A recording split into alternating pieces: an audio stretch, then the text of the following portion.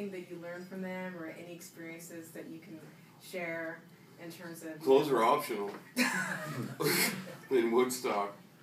I think like the protest stuff and like the party at Jane's were really populated mostly with kind of Woodstock locals, and I think they bring a certain amount of sort of authenticity to that. And that's kind of who they are, which is awesome. There's a lot of love in those people, more so than you meet in other places you go, certainly. And you know, I think people live in Woodstock for reasons. That's like that. exactly right. You know, they have either lived there their whole life or they moved there to be part of that Woodstock vibe.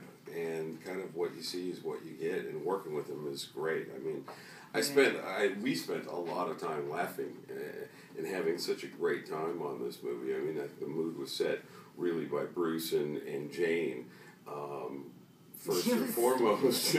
But it just is sort of infectious, and a lot of that had to do with the locals in the movie, too.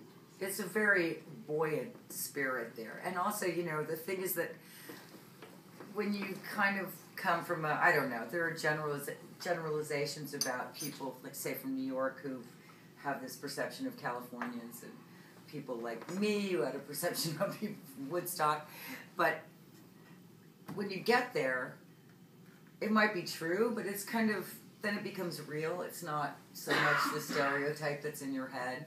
And it's actually kind of wonderful, you know, that really exists. And the true way it exists is rather nice, you know.